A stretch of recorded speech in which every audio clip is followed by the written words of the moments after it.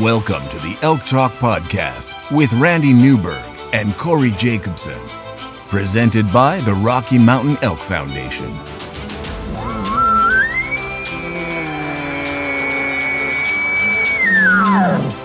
The goal is, what little you and I know about elk hunting, we share with people. I've got an elk building, it's like 120 yards away. What do I do? First off, the thought would never cross my mind when an elk's being 120 yards away to call anybody on a cell phone. All elk? All the time? Only elk? Only elk. Well, it's us having conversations, so we usually go down some rabbit holes, but if you hunt with Corey Jacobson, you will find the landscape is full of rabbit holes. We're just going to make this up as we go. And you look at it like, oh, that's a target-rich environment. But if you're trying to single one out, a solo target there is much easier to go into than a big group. We record everything, so there's no BSing, no lying, no faking it with us. Did we hit the record button? I forgot to hit the record button. If you want to know something about elk hunting, this probably isn't the podcast to listen to. Should we give them a list of all the other podcasts where they might learn something?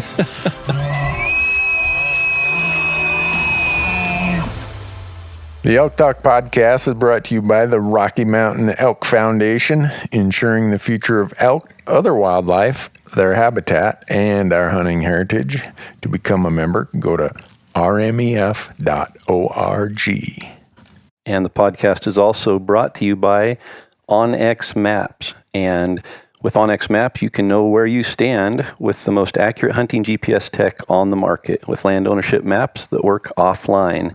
Go to onxmaps.com and use promo code ELKTALK, and you're going to save 20% when you sign up for an app membership at onxmaps.com. The podcast is also brought to you by Gerber. Go to gerbergear.com and learn about the knives, the Vital, the Big Game Vital, the Gator Premium, all the things that we use when we're out in the woods, and not just knives, but also some really cool multi-tools that they have.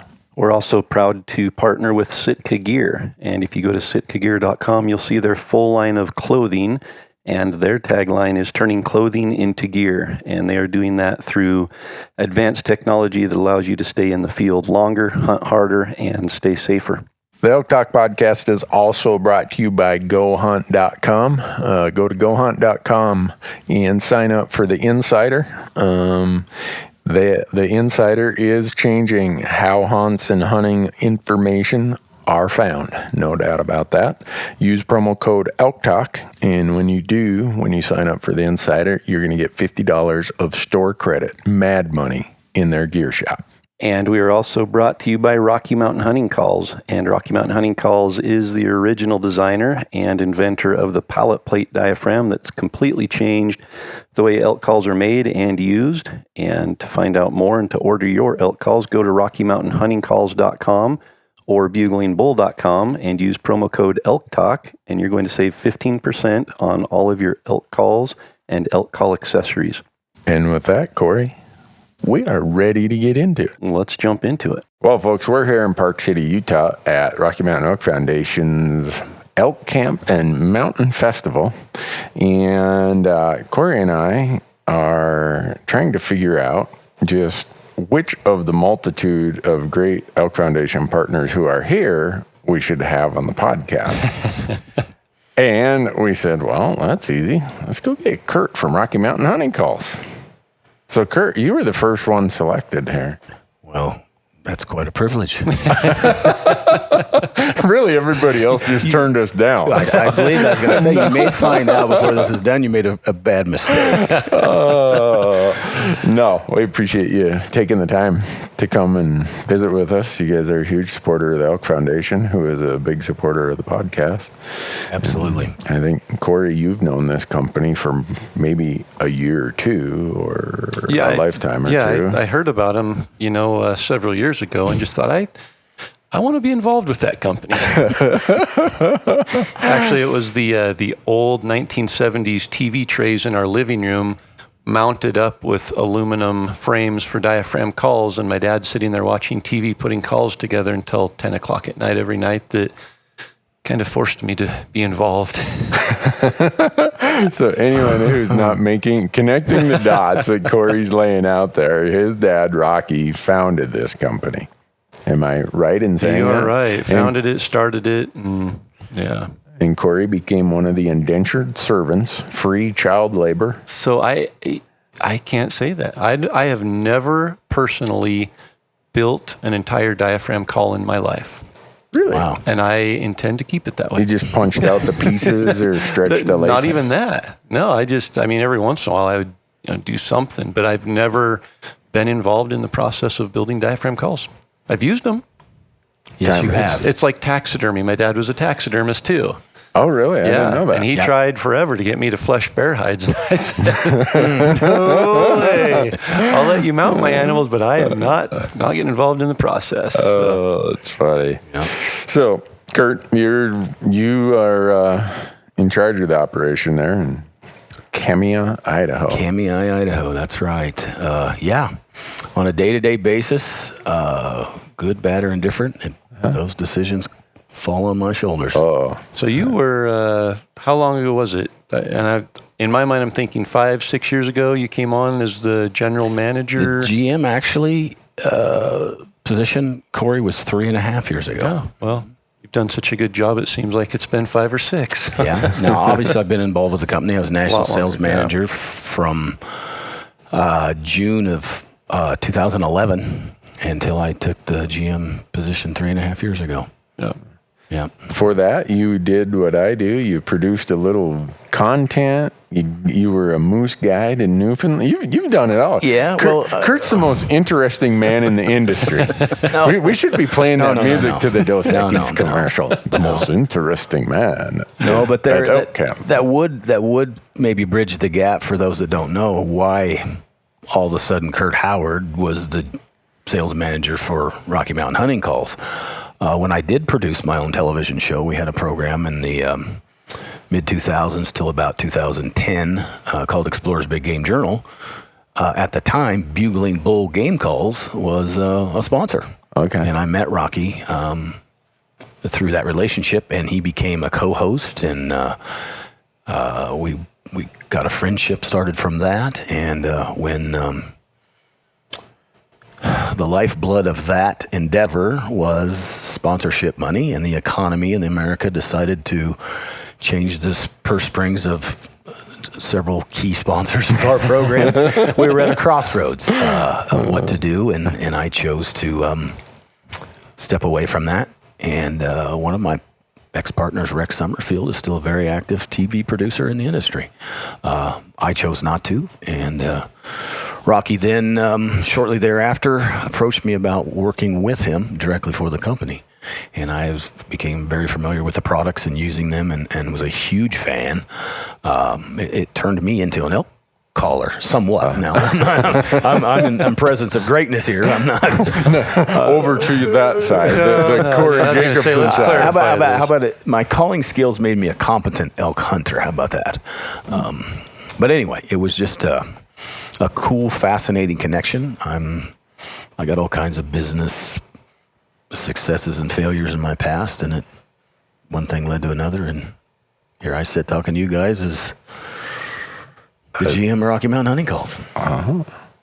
And there's, I don't know, now's probably good as time as any to talk about it, but there's been some other significant changes, your involvement in national sales and then GM. And I think, from my standpoint, and I'm very close to the company, maybe not close to the inside doings of the company because I've never been involved on the business side of it.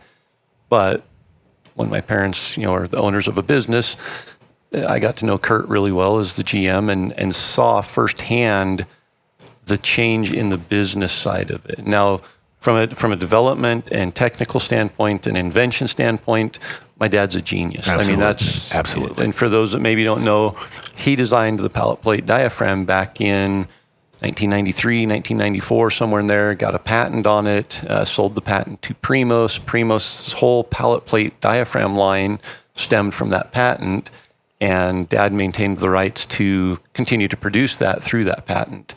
And so from that standpoint, there's been a lot of really cool products that I've seen, some that have made it on the shelf, some that haven't. Most of them started with Bondo. And for those of you that never had a product with Bondo inside your mouth, there may be health detriments to that. Possibly. But most of those designs started with Bondo and an idea. And there's been some really great ones.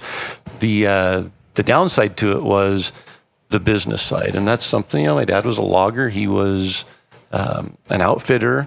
And to take it to that next level was tough. I remember we were hunting with a friend one time, and I think I may have been in college or shortly after that.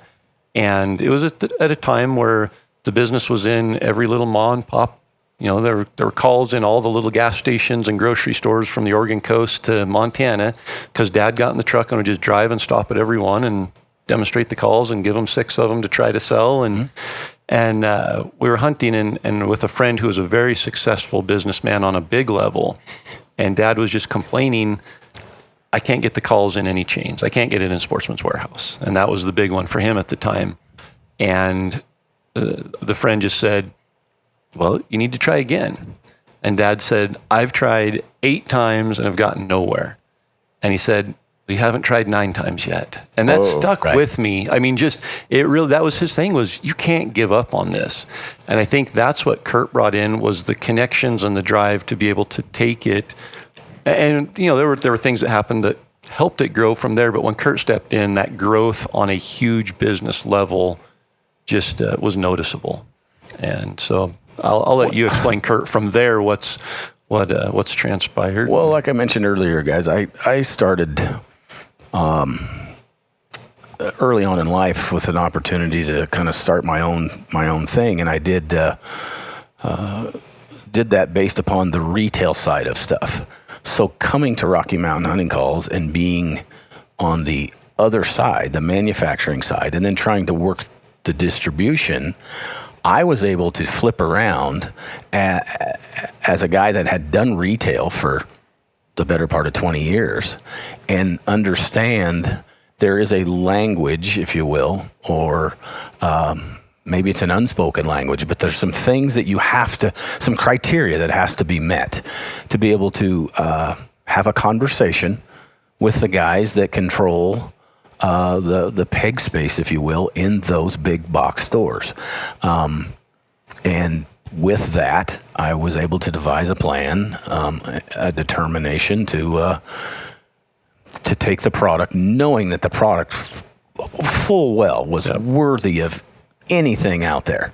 That was not an obstacle. The obstacle was to break those barriers with those guys that didn't see us relative, and sort of some business things that or parts of that conversation that aren't about the product, and to know how to communicate to those guys, because they used to communicate back to me, and it kind of all fell into place. But I want to remind you guys of something that's very unique.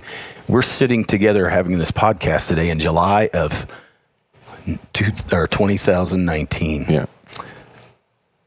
You talked earlier about the patent, Corey. This is the 25-year anniversary this month of the pallet plate diaphragm. It was patented in July of 94. 94. When I ran into Grant Foster yesterday, who was the guy who wrote the patent, and actually the guy who defended the patent in court when Primos had it, and just a lot of great history. And your dad tells a story about how he's probably one of the best patent attorneys in the United States. And when your dad and Will put a deal together, your dad didn't realize it, but he had worked with Grant to get the patent. Yep. And when Primos and the guys bought it, Grant went with the patent. Yep. So any endeavors... And Grant couldn't represent my dad in that dealing because he was representing Primos in the dealing, because Primos wanted him to be with them. Yep. Wow. Yeah. And it was unfortunate moving forward for Rocky Mountain Hunting Calls. Several different ideas your dad has come with over the years to not have his services. Yeah. We've got a good guy now, but yeah, there's a little story with that as well. Absolutely. I wonder if the people listening to this, because every hunter I know says, I need to invent this, or I've thought about this and I need to make a business of it. Corey, you watching your parents struggle through this, and Kurt, you having bootstrap businesses, you would probably laugh if someone came to you and said, "Oh, I want to start a whatever XYZ hunting business." It'd be one of those, if you only Good knew, luck. right? Yeah, I've had that conversation with a guy or two. Not that I discourage anybody, it's all hard work and determination, but there's a learning curve and a whole amount of information out there that to the entrepreneur that sometimes they don't have privilege of knowing at the beginning, and it can be discouraging, like you talked about. Even your dad in the beginning. I know it's 8 times, but try 9. Yep. Did you knock on the door the 9th time, Kurt? Was that you? Or 10th or 11th? I guess I wouldn't have kept track. Randy, I'm not smart enough to know when to quit. To me, I look at it where take somebody like Corey, for instance, who can be competitive on a stage and with the elk calling, and there's a performance element in the fact that there's people watching, and you're having to perform your skill for judging, and people judge you whether they're part of the judging panel or the audience. But so for me, successful steps in a business is my competition. That's what I turn it into that. And so I don't want somebody to tell me no if I don't feel like their answer is good enough. It's okay to tell me no if I understand why it's a no. And I'm like, because if they say, well, the no is because you brought me something red and I wanted it green. That's okay. Mm-hmm. I'll come back to you tomorrow with something red. Yeah.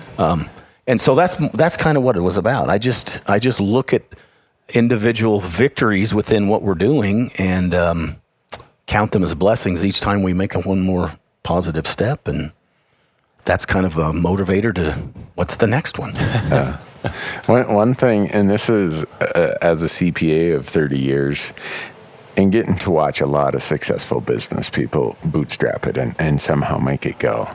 They would all be really good elk hunters, whether they hunted or didn't, because they don't give up. They like you said, okay, you wanted red? I'll bring you red tomorrow. Okay. 12 times, 13, however many times I got to knock on your door. And I think there's a lot about business and hunting. You learn how to deal with failure. You learn how to deal with things that were maybe out of your control, but somehow, how do I adapt rather than just blame it on the thing I can't control? It's like the wind. The wind's out of our control, but we can control how we use the wind. And yes. So, it's same. Yeah.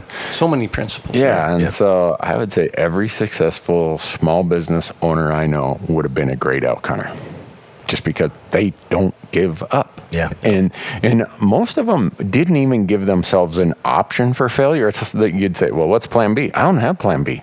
I got to make this work. Yep. Yeah, I'm not a plan B guy. Yeah. I'm just going to rework plan A until plan A fits Well, the bill. you use the red-green example of, hey, I brought you something red, you want something green, I'll bring that back. There's also another way to do that, and that's convince them that they need red. And that, explain to them, educate them on that. And I think there's a lot of that goes on. People give up too early. And if they don't believe in a product or have a product they believe in or are passionate about enough to be able to say, listen, I know that this is different. This is something that's going to be completely different on your shelf, but here is why it's going to work, and explain to them. And I say the word explain like it's a one-time conversation. It might be a 3-year explanation that they need, but there's you just can't give up. No matter what your path is forward, you can't stop. No, not at all. And it's like I say, I just count each one of those different places we've been able to place calls as a victory. I place every time we introduce a new call to the market that's successful as a victory. But one of the coolest victories of all is like an event like this, coming up and seeing the cell phone pictures of elk, or people telling you that your product was not the reason, but just a part of what made them successful. Yep. And though that is just the most awesome part of it. It really is. And knowing that we make a phenomenal product that people want to have in their arsenal is another just a happy moment. Yeah. And there is a a level of quality that has to be there for a product. You know, you see people that develop a product that's phenomenal and they're terrible marketers or terrible business people and nobody ever knows about it. And then you see somebody that, you know, puts lipstick on a pig and go and sell it to anybody. Yeah. And there's that side of it. But having a high quality product that is marketed the right way, it starts speaking for itself. I mean, just through those people coming up and showing you those pictures and being able to share in their success is a huge. And when it's a product that is a part of your life, that whether you were in the business, making, manufacturing, selling it, would still be a part of your life if you made your living somewhere else, because it would be mine, guys. I'm telling you. I'm fortunate, I'm blessed every day to work for Rocky Mountain Hunting Calls and work with everything that goes with that. But if I was a CPA, for instance, Randy, I'd still be an elk hunter. Yeah. And so I get to do what I love. Yep. Yeah. Absolutely. And that going back to the quality product, I can remember telling my dad, I think it was after high school, and I had left the house because I probably couldn't have told him that while I still lived in the house. Calculated on your part. If I find a better diaphragm call that's not made by you, I'm going to use it. I am going to use the best product. And I don't know if he ever took that as any kind of motivation to keep making better products, but I can honestly say I've had every kind of a diaphragm elk call in my mouth. And there are a lot of good products out there. There are. But when it comes to a quality product that I need to be able to rely on, I'm still here. Yeah. Well, I think at its core, you said it earlier, your dad is insane about his inventive juices. Yep. You give him a project and he just focuses. And he give him a toothpick and a bottle of Bondo and and he can take a sandwich bag and a spring and come up with something. But again, he never, in my experience with him, now obviously he spent many more years, never tried to create a product just to sell it. Yeah, never. Only focused on something that he would truly only take in the woods to trust to get him an elk. Yeah. Or to make something better that wasn't quite fitting right. the bill and working the way it should. But it was still always focused around the performance of that product. Yep. Yeah. And that's what makes it so easy to tell the story about the call. Whether it's a first introduction to somebody about, hey, here's Rocky Mountain Hunting Calls. You may not have heard or seen it, but I don't have to worry about backing up what we're talking about, when we're talking about the product. Do you think in today's world, so many products get, I'll call it commoditized, where it's like, oh, just give me one of those. And people really don't take time to think about what went into it, the design, the features, because you lay every call out there, if we're talking diaphragm calls or we're talking bugle tubes or whatever. I think a lot of people are like, yeah, that'll do. But I wonder, is there just, is part of the job more information out there, which Corey can give the world lecture on every little intricacy of a call so that people can make the decision based on the best information. And Kurt, I know you're confident, like, bring them on. If people have the information, they're going to end up with our call. One of the things that's interesting, I think you guys will find interesting, is when I took the GM position, I had a relationship with a gentleman named Mike Matley. And I met Mike back in my television days when he was the national sales manager for most of all of Pradco brands. Mm-hmm. The fishing stuff. Yeah, Pradco was fishing, but he was their hunting categories. Oh, okay. So it was companies like Night Rifles and Night and Hail Game Calls, Summit Tree Stands, and those brands that Pradco represented. But I got to know Mike through that endeavor, and I knew he had a skill set that was amazing when it come to marketing and stuff. And that was one of the areas that I knew something about, but I knew that it wasn't my genius, if you will, and I wanted to surround myself with people that had geniuses in areas that I didn't, to be able to fulfill what I wanted from my position with Rocky Mountain. And to speak to what you just said, Randy, Mike is a Midwestern, Southern Iowa guy that is an absolute beast of a whitetail killer. But people really don't know that part of Mike. He's very humble. But he's got a trophy room that would blow you away with big, big whitetails. Huh. But what I'm getting at, Mike is a whitetail guy through and through. So when you throw an elk product at him, he sees it differently than we do because it's not his thing. So Mike brings an element to Rocky Mountain Hunting Calls that he can ask those questions that we as elk guys probably just take it as a given, if you will. Take it for granted. I'll tell a little story on Mike real quick, and this goes back to when he worked with Pradco and he worked with Night and Hail. Night and Hail had come up, and I don't know the years and that things, that's irrelevant. But Night and Hail had created a bugle tube, and they had never put one on the market. And they sent one to Mike, and he got it. He opened it up. He looked at it. He said, okay, elk bugle. He blew into it. He blew into it. He blew into it. He got on the phone. He called up the guys at Night and Hail. He says, this thing's a piece of junk. It doesn't work. They said, what do you mean?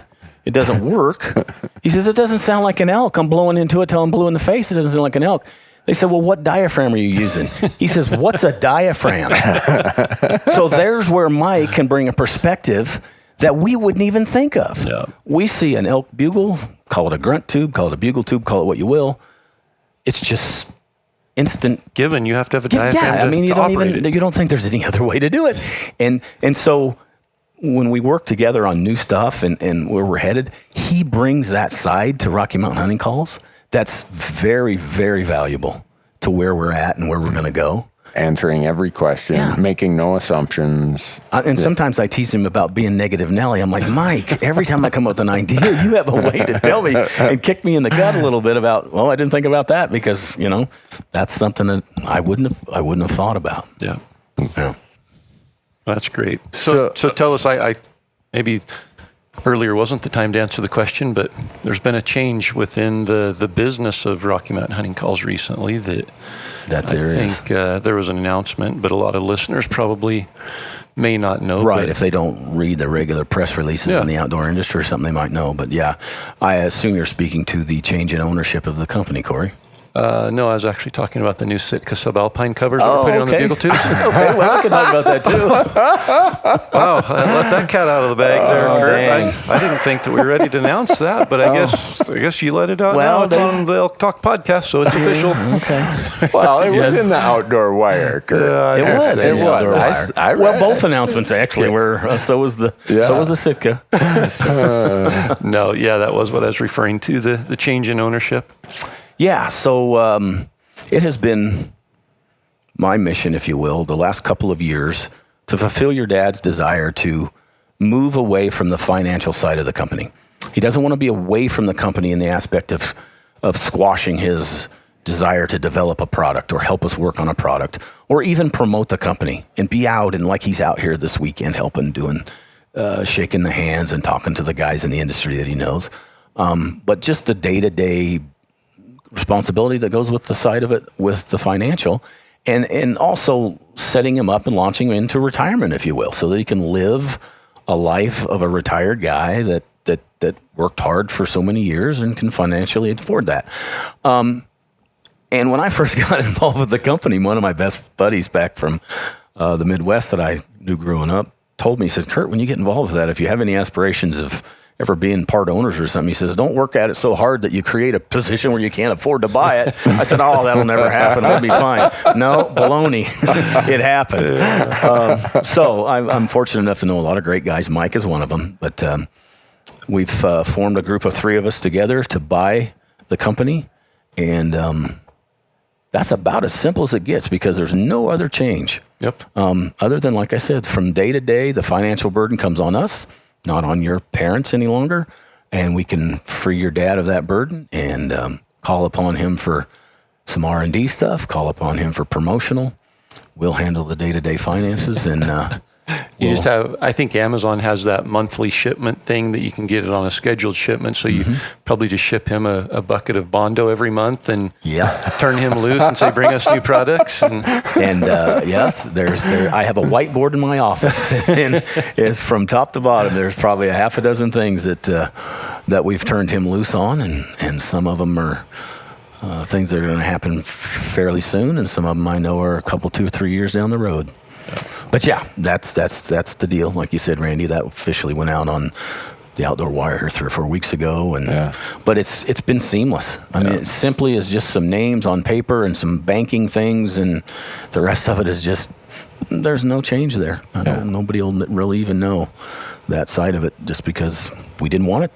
Yeah. No, that wasn't the purpose to change anything. No, it was just to restructure the financial side of the business. Like I said, your dad is a day or two older than me, and was ready to take that next step, if you will, as far as retirement and getting out from underneath the financial side of it. Yeah. So all these new products, Corey already just let one out of the bag. We saw it today when we were down there, and people were walking around with the new Sitka bugle tubes. Yeah. Yesterday was the first day we were officially launched it for sale. Yesterday. Yeah. That's been a long time coming. You know, we did the Linguist project with Sitka back in 2016. And as part of that, they had the idea, we want to create a custom Sitka cover for bugle tubes. And we'd like to talk to somebody at Rocky Mountain Hunting Calls. Who should we call? I said, we'll call Kurt. I'll call him for you and let him know that you're calling. And they said, I don't remember what they ordered, 100 or 200 bugle tubes. They built the covers for them, and it was to promote their new subalpine pattern that was launching that same year. Mm-hmm.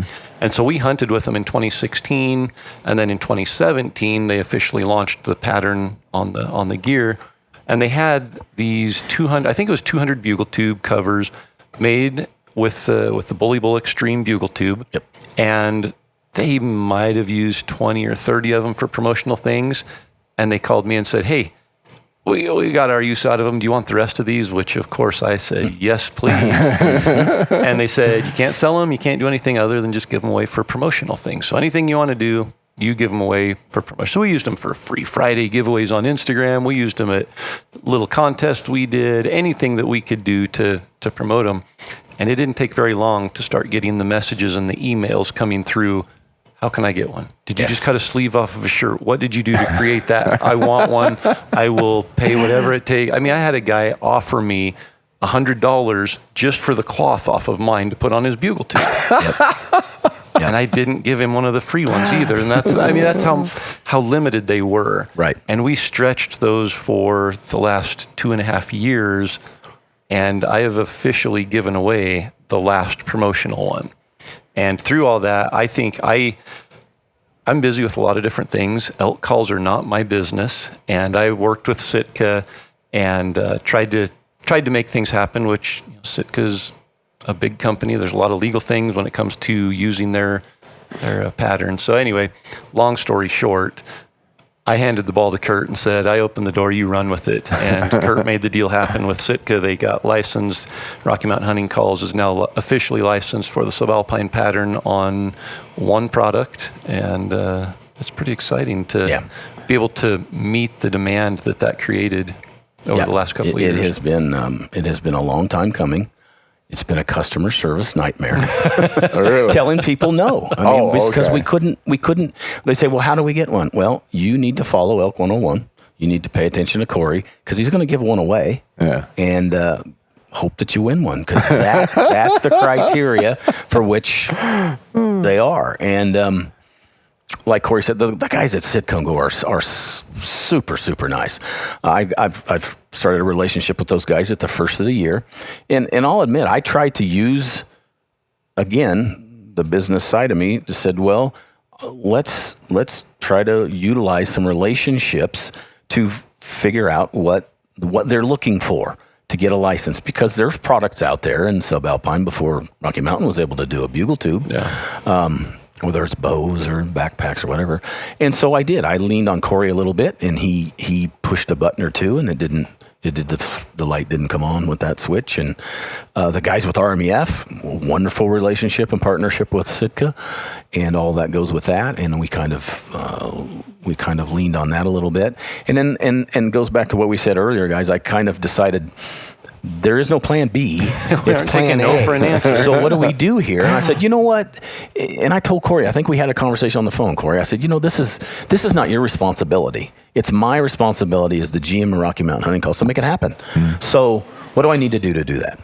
So I checked around on with a few other guys about who would be the point of contact, who somebody could make it happen. And when I started to reach out to those guys within the big game department at Sitka, I found out that they wanted this to happen as much as we did, as much as anybody did. And in fact, I teased their marketing guy at ATA, in fact. I took a tube out there because the only sleeve you ever let me have, Corey. And I took it to ATA, and the guy, he said, "Oh, I've wanted one forever. Can I have that?" And I held it out to him and took it away, and I said, "No, you cannot." I said, "This one's mine in case this never happens." Now you know how everyone else feels. That's right. Now you know how everybody else feels. And but the guys were great. They went to work with legal at Gore, and we worked it back and forth for about 90 days, and we finally put the deal together, and we've actually had the agreement in place since the 1st of April. But that doesn't mean just because I had a contract that says you guys can do this and coordinate it with the Bully Bull Extreme, that where did the covers come from? So then I had to get involved with all the intricacies of sourcing the material through Sitka, and where they get it and get it here and assemble it on the tubes. Get the sleeves built first, and to us it's kind of funny, but we staged. We knew we had a limited run on this first rip. I mean, we do. I mean, there's only so many of them out there, and when they're gone, they're gone, and we're going to work for getting more, but we don't know when that day is going to be when we see them next. We may not get through 2019. And be able to offer another one when this first run on is gone. It may be something that happens after the first of the year. We're trying, but I no promises. But we staged about 2,500 tubes in the factory that we put together naked, if you will, and just staged them to anticipate all hands on deck when we got these. And we knew that this would be a perfect place to launch it. So we set ourselves up for failure, but we got through it. And when the covers landed in Kamiai, and we started the team of guys that do the assembly and the gals there at the factory to put them together, we went to work selling them to distribution. Whether it's the guys at Black Ovis, whether it's the guys at Sportsman's Warehouse or whoever, to get that message out. Because the last thing we wanted to do as a company was to turn them loose for sale and not honor our partnerships with retailers and give them a chance to not and have it come up as a surprise. Yeah, because they're placing orders right now, or previously for orders to be shipped right now for hundreds or thousands of these tubes. And they might order them and realize, hey, I wanted 500 of those in the Sitka cover. Exactly. And so that conversation had to happen ahead of having the tubes ready. It had to. And we set ourselves strategically up for a launch yesterday officially, and then made them available here on the grounds to buy from us at our display here. And then come Monday, everybody will have free reign to advertise them and sell them. But for now, it's a captive deal. They're only for sale right here. And all of our vendors know that, and they worked with us to do that. And there was some strategy involved in that. We've got some great partners in Canada. And Corey, I don't know if you know it, but you got a big following up there too. And those guys know the Elk 101 brand. They know your products. They know they want that. And we've shipped a pile of them up to the Bass Pro Cabela's is up there, which again, for strategy reasons, we actually had to fill that order first. And it had to leave on a freight truck headed to Canada because of all the international stuff to get it, so they'll have them available. So yeah, it's been a great deal for us. I think it's going to be a home run for everybody. But there's been some intricacies in announcing it and being able to provide it and hit all those deadlines. And so for the folks listening to this podcast, they are available online at this point. That's correct. Today with us sitting here, they're not available. By the time you hear this, they're available, and hopefully they're not sold out, it sounds like. Hopefully not. Yeah. Yep. And so they'll be available just in limited retail locations, mostly online retail, but very limited initially until that next order comes in. But some of the key players that are big retailers of the Sitka clothing itself, they jumped on, and I don't know whether naming names at Sportsman's and Shields and stores like that, but they're huge partners with Sitka, and they're very interested. So there'll be some that show up on some pegs, but obviously, and online, I think Elk 101 store is the place to get them if you want to. And Elk101.com. You don't need to cough like that, Corey. My goodness. Gee. Well, Kurt has to be careful because he's in a position where he can't play favorites to a retailer. Well, I know that. So I was playing favorites, and with Kurt sitting here, I just coughed as a courtesy. Well, I get that, but I'm dumb and ignorant to that kind of stuff, so I just blurted it out. It's our podcast. We did secure a large quantity of bugle tubes that will be available on the Elk 101 store and the Sitka subalpine cover pattern. Absolutely. So, other product development. You guys are always cooking something up, Kurt. Mm-hmm. I mean, when I went over and did the factory visit, there's all these things in different stages of, this is like version 33 and whatever. And any peek behind the covers or behind the curtains that you want to talk about? Or is it just it's too top secret? No, nothing's top secret. I mean, we want people to be excited about the company and what we've done, and obviously what we're going to be doing in the future. I think we do elk very well. I think we do it very well. Mm-hmm. I think that speaks for itself. But we have a few things with the elk world that we're working on. A couple of those projects we're going to bring Corey in on and help develop. But I don't think we can reinvent the wheel, if you will, with that. And I don't think there's any need to. But there's a few things that'll come later with that. So I think what our focus is going to be is some of the other categories for Rocky Mountain Hunting Calls. We're not just one-dimensional. Yeah. We released a brand new line of turkey calls this year, mm-hmm. and it hurt. And I'll tell you why it hurt is because we had to concede a year ago after multiple years of trying desperately to make a relevant turkey call that a pallet plate style turkey call is not the best turkey call. A flat diaphragm makes the best turkey call.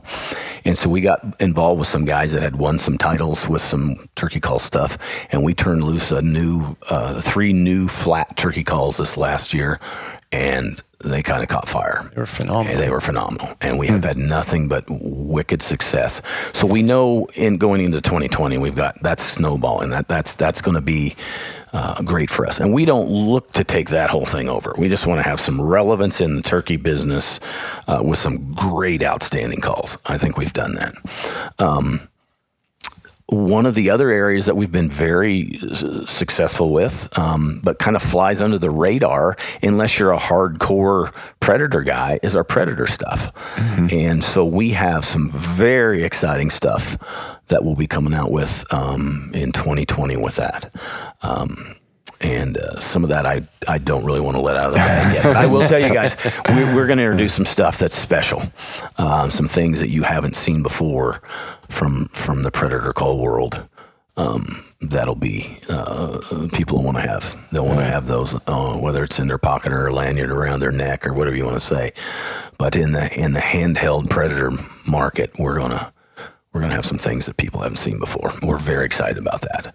Those have been through the testing stage, if you will, and we've failed with some models and some examples, and then we've kind of stirred the pot to where we've come out with the right recipe for what we think is going to be a very, very positive move for us in that area. And like I spoke with you guys earlier, having somebody like Mike involved with the whitetail, that's going to be a no-brainer. Yeah. We'll have some really cool whitetail stuff too. We got a guy that worked with one of the most successful whitetail call manufacturers for years with David and Harold from Night and Hail. Those guys have now retired and gone off to do different things, and Night and Hail doesn't exist anymore at a capacity like they used to. But Mike worked with them for years, and he knows some things that a lot of guys don't know about whitetail. So we're working on some of that stuff as well. So I like I said, we're not one-dimensional. We know what we do well, and we know what we do best as elk, and we'll never forget that. But I think our customers deserve a Rocky Mountain hunting call in those other areas that participate in hunting that's not elk. Yeah. And we're going to try to provide a great product for them there too. So when you invest all this time and effort in R&D and version 1 through 20, and then it's like pushing the boat away from the dock, is there some apprehension of, is this boat going to sink or is this boat going to float? Oh, there's always that, Randy. There's always that. Sleepless nights. And it's again, there's many variables in that. And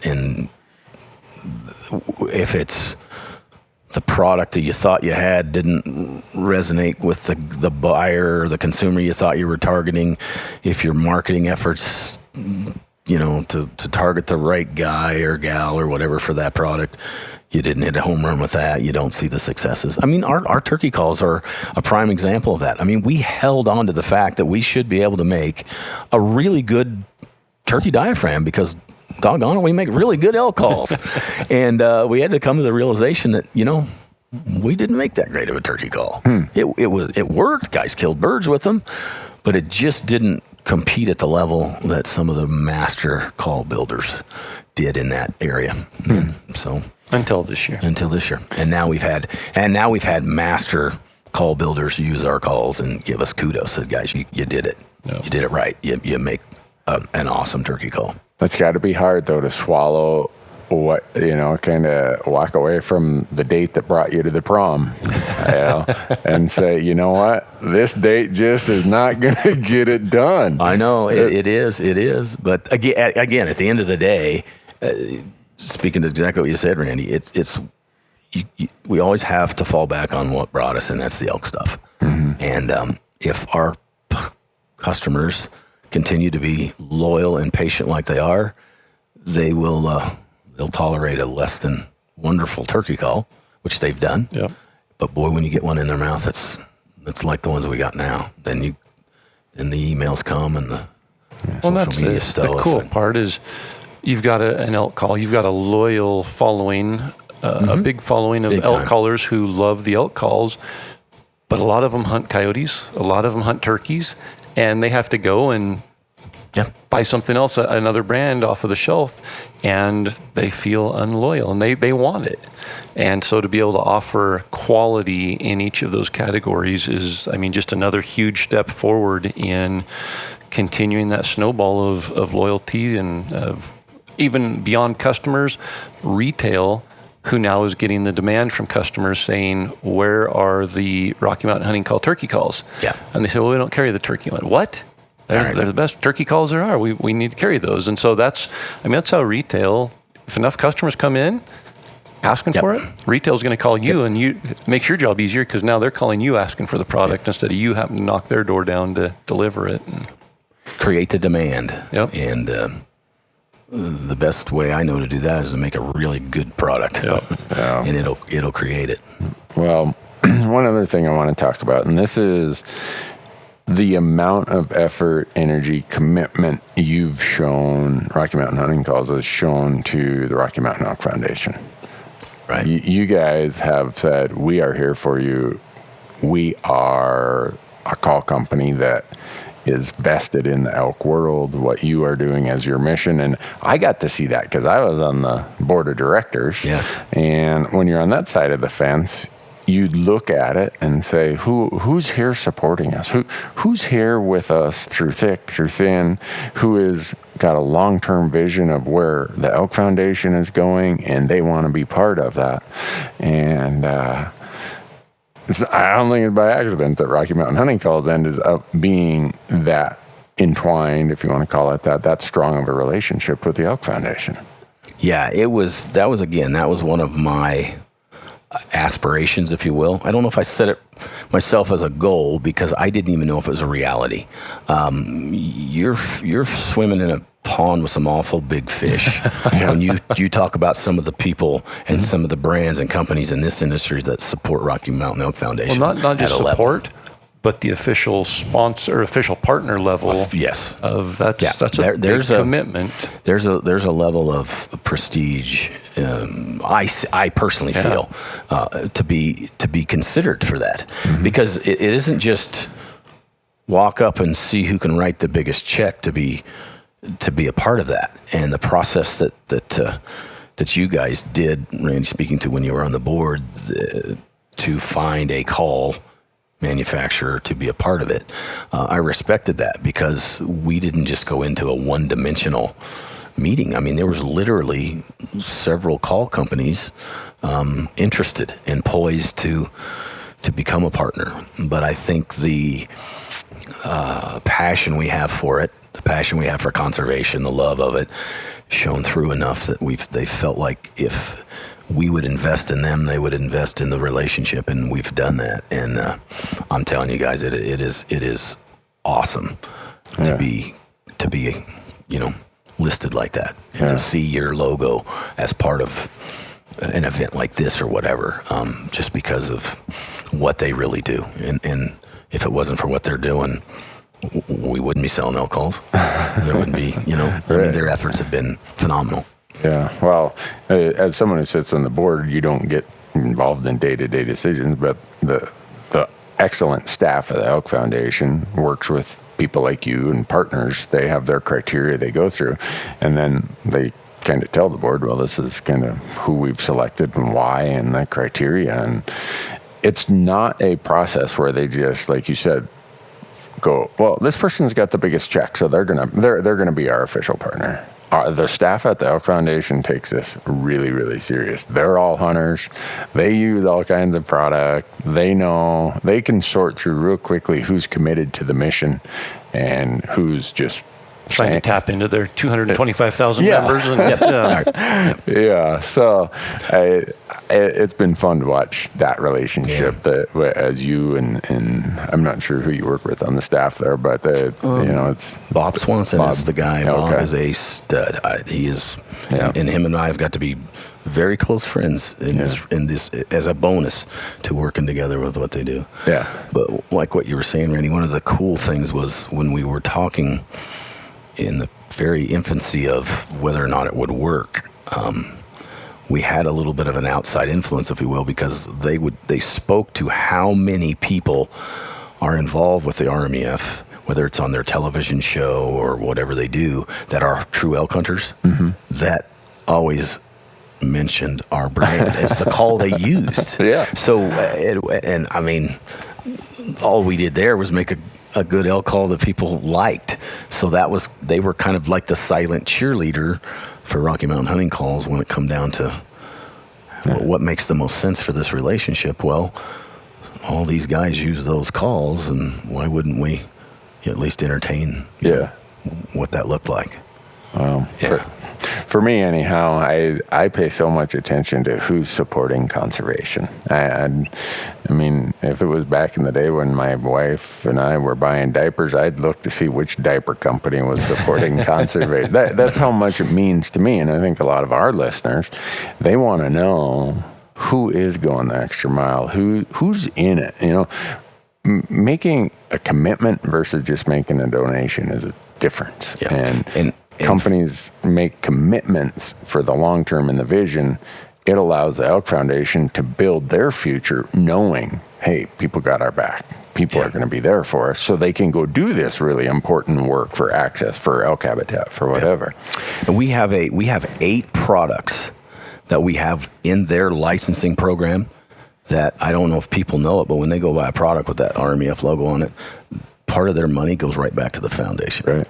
And we have 8 products. We're proud to have 8 products on shelves all over the country that when they buy those, we turn around and write a check in addition to other things that we help donate, or not donate, but contribute to the partnership as an extra. And the more Rocky Mountain Hunting Calls grows, the more those products are purchased, the more dollars come back to conservation for the guys at RMEF. And we're all over that. Yeah. We love that. Well, they just announced tonight at the banquet. We sat there at the dinner, and they talked about a project in Montana that they were adamant that they support, and they needed to raise $2.5 million to be able to purchase a huge tract of land that had recently been blocked off. And I forget how many thousands and tens of thousands of acres of public land behind it were completely choked off because of this gate. 26,000 acres. 26,000 acres of public land that had been available and now shut off because a gate had went up across the road and there was nothing anybody could do about it. So the Elk Foundation took the lead and said, we need to raise money. We need to buy that land.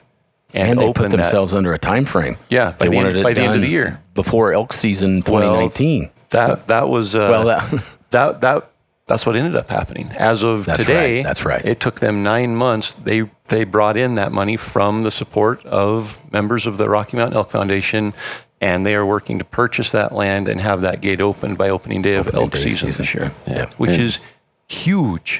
People don't understand the minimal amount of obstacles it takes to shut off public land, and the effort that's required to overcome those obstacles that the Elk Foundation puts as their mission for us and for elk. Absolutely. Yeah, and to add to that, Corey, there's often the misconception that the Elk Foundation holds title to the land, and they don't.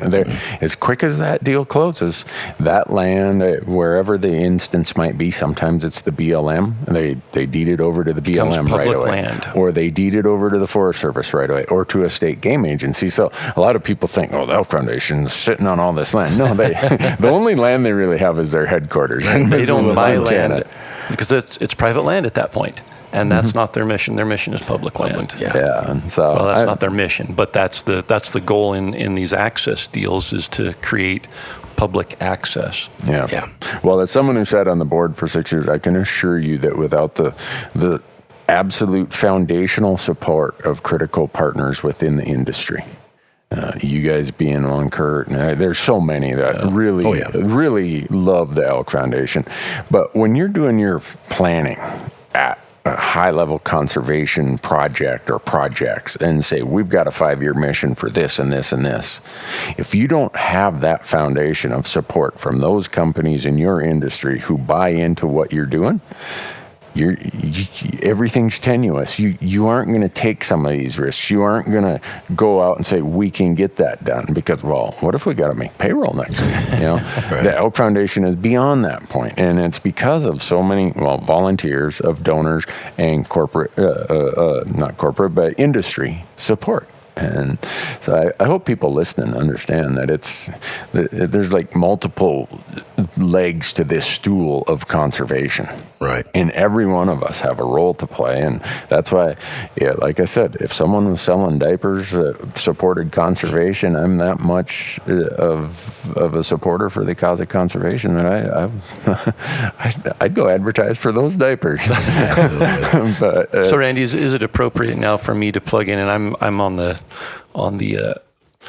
down the road anyways on this from where you are on it, but you've got a special URL if somebody wanted to sign up for a membership to the Rocky Mountain Elk Foundation. Can we share that? While supplies last. Yeah. So Gerber and the Rocky Mountain Elk Foundation this summer are doing a promo, and they're trying to see how many memberships they can sell.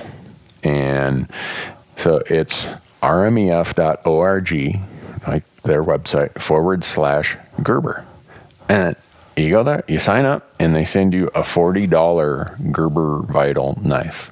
With the RMEF logo. With the RMEF logo on it and everything. So you can't afford not to. Yep. Right. You get a knife worth more than what the You spend $35 for a membership. You're a year membership for the Rocky Mountain Elk Foundation. That money goes to projects just like that one at Falls Creek in Montana to open up access to conserve elk and elk habitat, and you get a $40 knife. Yeah. So, when you told me about that, I thought, why didn't I get invited to help be a part of that? And so I don't know, Corey. They figured you're really busy or something. They figure I'm sitting there just twiddling my thumb. I guess so they said, let's give Randy something to do this summer. No, it's a phenomenal opportunity for somebody who's on the fence and thinking $35 is a lot of money. I need to buy a knife for this season. Now you can kill 2 elk with 1 stone. Wow, 2 elk with 1 stone.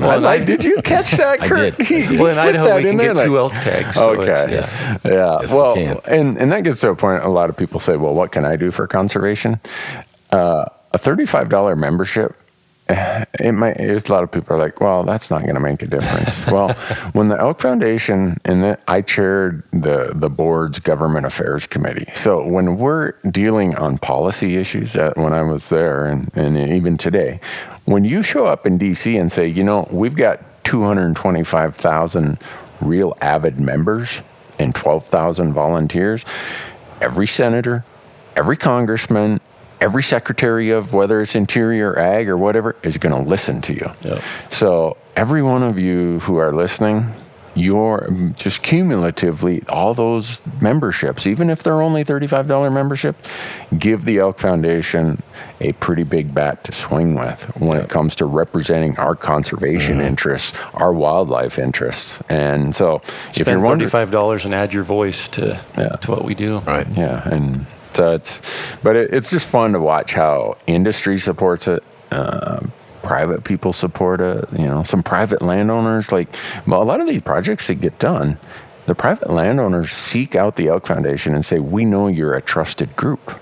We want to do business with you. And a lot of times they leave a lot of money on the table.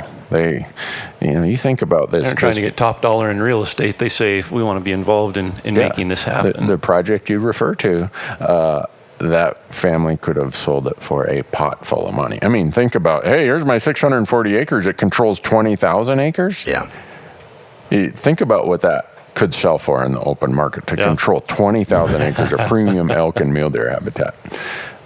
So it's great that it's an opportunity. The Elk Foundation represents this vehicle where all of us can contribute in many different ways. Yeah, very much so. That's cool because, for us with the Elk Talk podcast, Rocky Mountain Hunting Calls, Gerber, the Rocky Mountain Elk Foundation, those are all supporters of our podcast who tie back together into conservation. And so I think just that synergy there of being like-minded and it just working together makes a huge difference. Yeah. So what call are you going to send me that, Randy, you're kind of below average, but we got something that'll up your game here. Is it, you got something that's going to, because I have 2 calls that my camera guys know, don't touch those are Randy's. And so they'll say, he's got a whole pile of those blue ones with that look like they're brass and gold. I'm like, yeah, don't be touching my Reapers, man. Reapers. If you want to get fired, just mess with my stash, man.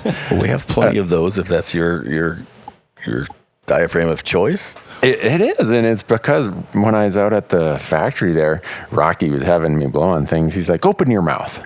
And, Rocky being Rocky, he's just like matter of fact. I felt like I was at the doctor's office or something. And like, let me look. Looking around. And like, man, you got a big mouth. I'm like, yeah, I know that. I mean, the audience knows that, right? But he found one that was a little bit wider and a little bit flatter for the fact that my mouth is shaped differently. And all of a sudden it's like, I am a good elk caller after all. I'm not very good, but I'm better than bad anyhow now. That's one of the things that he taught me in the beginning was not everybody has the same mouth. So we make almost a ridiculous amount of diaphragms for sizes. Mm-hmm. With Corey, your Elk 101 line is a higher raised dome than the one Randy's referring to in our new GTP line. There's the original pallet plate versions.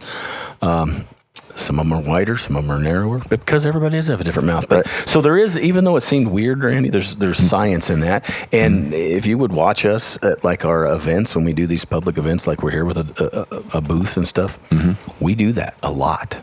Yeah. We look in somebody's mouth and say, oh yeah, you're with the pallets. If it's super high arch, and man, these Elk 101 calls will be right for you. But so you got a really flat mouth. You need to create an app where somebody can send a picture of their mouth and it will automatically pick the diaphragm for them.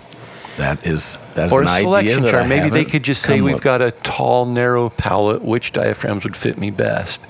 Because that's, when you come to a show and somebody says, I can't use a diaphragm, you spend 5 minutes with them just figuring out why they can't use it. And 90% of the time, they can use a diaphragm really well if they get the right one. It's the fit. Yeah. I bring that up because of my own personal example. I struggled with diaphragms forever. And then back to my reference earlier about information, I think hopefully listeners who might be saying, well, I've never been able to use a diaphragm. Well, if they would research, here's the whole product line of different sizes and shapes and profiles that Rocky Mountain Hunting Calls have.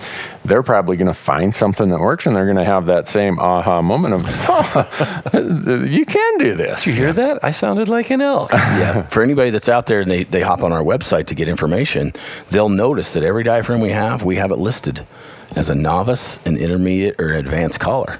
And that was one of those things that Mike brought to my attention a couple years ago. He's like, Kurt, we make all these diaphragms, and we don't, how does a guy know to pick? There's so many.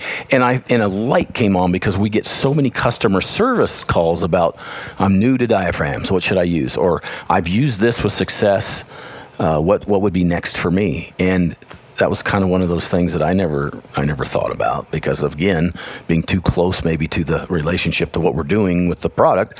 And Mike says, why don't we do that? And we did. And now we have it on the packaging, and it's on our website as well. So somebody can get on there and look at them. So the reefer that Randy uses, is that a novice? Or Got to be if I'm using it. Honestly, it's not. Well, that reefer is not a novice. Is it advanced? It is a intermediate call. Okay. Yep. So is Randy an intermediate caller because of that? I'm below average. Remember, I'm below average at everything. I'm you striving quit saying to be that. average. You're just too used to telling your wife that to get you out of mowing the yard. And True, you use but that in I'm everything. below average at that. Yeah, exactly. See, Like I've said, how many times, the only thing I excel at is not quitting. I'm just too bullheaded to quit. So when you can get you can cover a lot of distance in life by just refusing to quit. And back to that plan B. In my entire life, I've never had a plan B. Like when you said, Kurt, that I didn't know what a plan B was, that's the way I've approached my life. People are like, well, how did you build this business and that business? How did you get into this industry, huh? I said, I'm going to do it. I didn't say, well, if it doesn't work out, I'm going to go back and do this.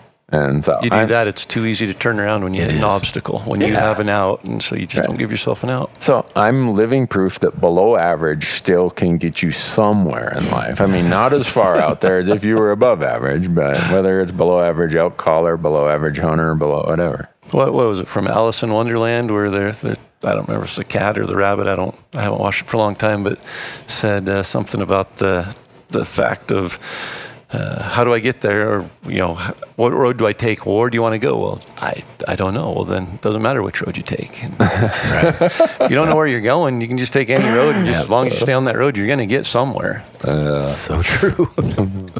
Well, are you excited for the season coming up, Kurt? You got some fun stuff, or are you just too busy working? No. I got a couple of cool hunts I'm doing, and I'm excited. I'm excited about it. Good. Yeah, we've got so in our office, we are doing hunts in September. It's crazy. I've got camera guys scattered all over. We've got a Nevada elk hunt. We've got multiple Montana elk hunts. Got Wyoming elk hunts. It's like, if someone wanted to come and rob my office, September would be the month to do it, because there's going to be nobody there. It wouldn't be until October that we filed the police report that we've been burglarized, because no one's going to be back till then. So we're excited. Our crew has been practicing and researching, and that's what it says on our whiteboards, the year of the elk. Well, I'll spend a little time with a bow in my hand in Idaho, and then I got fortunate enough to get Montana decided I was worthy of having one of their permits. So we're gonna. Mike also drew that. We're gonna venture over into your neck of the woods and see what Montana has to offer. And cool.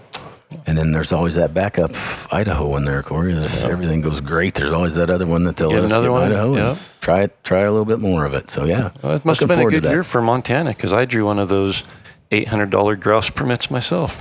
I go over and hunt grouse with Randy with an elk license in my pocket. This year he decided he's not coming in archery season, because that's I'm hoping the grouse will be hibernating by the time I get there. See, that he wouldn't admit that until just now, Kurt.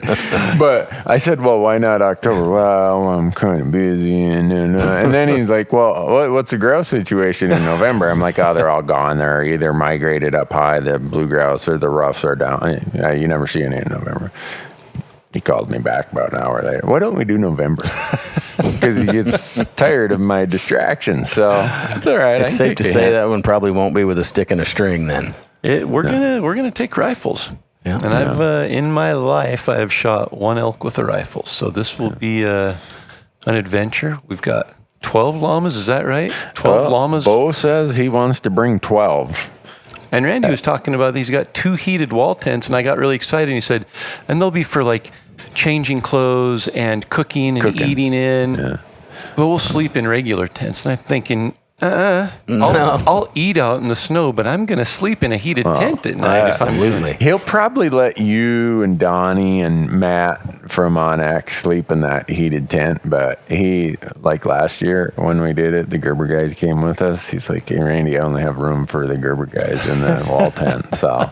So you and the camera guys Me and the outside. camera guys, we pitched our tents out there, and we were over there shivering with our chiclets chattering. And hey, open the door to the wall tent. It's getting awful hot in here. Yeah, that's what you'd hear. Or you'd hear them in the morning like, oh, man, it's nice to have dry socks. And we're over there like putting on clammy stuff that had froze overnight. So I mean, taking llamas and having a heated wall tent sounds like a cush hunt, but we're going to be going over a pass that's 9,000 feet in November. I was going to say, I've hunted Montana in November. Yeah, we're gonna... Sometimes the word winter got invented.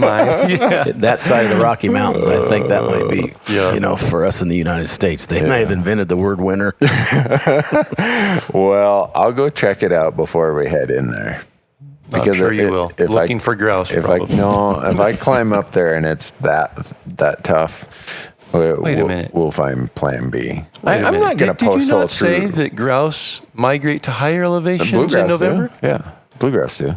And is it coincidence that you're taking us up over a 9,000-foot pass? No, because when I'm going over a 9,000-foot pass, I'm looking to get back down to 7,000 feet. With grouse in your backpack. No, that's the one time a blue grouse is safe.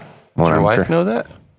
No, don't tell her. My wife has a grouse problem. But, no, it'll be fun. It will. For the following year, though, you got to promise me that we can hunt in a bugling situation, so I've been trying to take more notes. Corey to tag up with me and do that I last would give decade. Anything I know. We just haven't made that stretch work. the rud out another month. Yep. I wouldn't go year-round because we'd all be broke and divorced if elk rutted year-round. But if we could get 2 months out of it, I think we could walk the line there. Well, this year in Montana, our archery season goes to mid-October, and they're usually still bugling there. Yep. Yeah. If you can, it seems to me, I'd be interested in what you guys think. But when I see a bunch of elk acting crazy in October, they can almost be crazy or ruddy when there's just one estrus cow that came into a late cycle than when there's multiple to choose from. Yep. You can definitely tell which herd has the estrus cow that is in a second cycle. I mean, it's crazy how vocal they get in October when they're turned on. There's a greater risk they're not going to be vocal, but... We'll make it happen. Maybe we can invite Kurt to come with us, and there you go. 3 of us can go and stay in heated wall tents. If I'm not mistaken, Randy, you can tell me, but if I don't kill one with my bow in September, I would still have a tag in my pocket. There you go. In the great state of Montana, when you buy an $800 grouse license, you can hunt elk from September through the end of November. Yeah, that's right. Season closes December 1st this year. Oh, yeah. I might be picking somebody's brain if it doesn't come together with a bow in September. Well, you just give me a call. I'm usually looking for people who want to go for a hike in the woods in November. You might want to go talk to those Gerber guys who hunted with me last year. Say, there's a reason you're always looking for somebody to hunt with. I bet. They didn't have a lot to show for their efforts. They tried hard, but... Well, Kurt, I know you're busy at this event. I'm glad you could take a little bit of time and break away with us. But one thing I want to do is, Corey, I want to officially congratulate you on winning another world championship today. Thank you. Yes. It's, it never gets old, but at the same time, I'm getting older, and the stress is every year the competition ratchets up. And the Elk Foundation 3 years ago made a decision that they were going to make the World Championships bigger and better and put in a lot of effort into it, and their efforts have shown. Have they not? There are more callers coming out of the woodwork that I've never heard of that are germane. won the men's division today. He's never bugled here before. He's only entered one other calling contest and shows up and wins the men's division. Corey, he literally bought diaphragms from us the day before the contest and used them to win the men's today. Josh Fields got third in the pro division. And again, somebody, I'd never met him. I'd never seen him before. And so I know without a doubt, for every good caller that's here in the contest, there's 100 callers out there that have never entered a contest. And it's fun to bring them out and to see what the Elk Foundation is doing, making this bigger and better, and giving people a reason to come up. $43,000 in cash and prizes given out today. Wow. That's huge. Yeah. So, it's somebody said, well, you've won a lot. It probably gets old. You probably never get nervous anymore. And anything that happened yesterday doesn't matter. It doesn't matter how many times you've won it, how many elk you've called in. You've got to go up there and beat some really good callers round by round. It's head to head now, which is a cool format and a cool bracket. And for those that watched it live on our Instagram or Facebook channel today, I think you saw the excitement that it can bring because you're up on stage with your competitor. Yeah. And the 6 feet apart. The loser goes home. And so it's the fun part is at the end of the day, we're all on the same team. We're all elk hunters. Yeah. And we shake hands and hug. And it was cool to see all that. Yep. Sportsmanship in that is phenomenal. Yeah, and if somebody does get the, Tanya Harding, Nancy Kerrigan idea, a bugle tube to the knee usually doesn't stop you from bugling. So that's all in fun. But no, thank you. Absolutely. I mean, you're so well respected in that regard, and it's a pleasure to have you on our team helping develop product and having your skills involved, and hopefully that gives the consumers confidence and whatnot, because you don't just do it on stage. You also prove that there's a value in what. There's another contest out there. There's another contest between you and an elk, and you get that done too. So definitely congratulate you. Thank you. Congratulations, Corey. And anyone who thinks that Corey thinks he just walks in and this gets handed to him, I've known Corey a long time, and the most nervous maybe I've ever seen Corey was yesterday.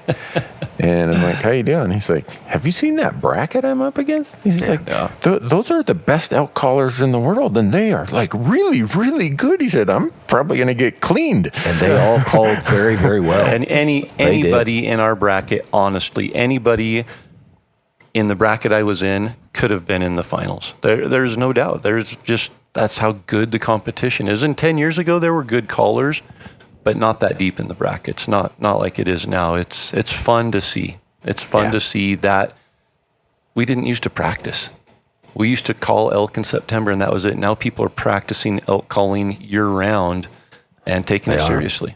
Yep. Yep.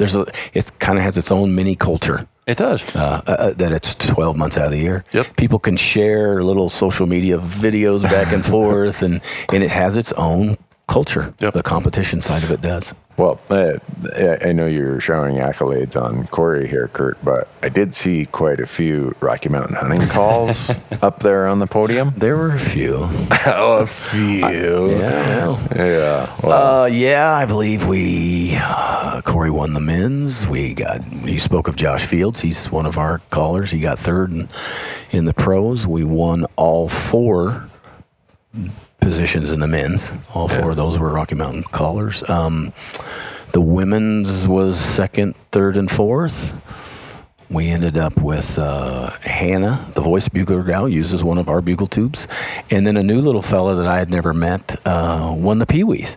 Christopher. And uses a diaphragm as well as some men. When that he got little up there, guy is he's amazing. 10 years old, and I thought if he called in the professional division, he could walk through a bracket. He could. The finals. He could beat people. Yep. And he's 10. So we did. Rocky Mountain hunting calls did pretty good today. Yeah, you did. Very good.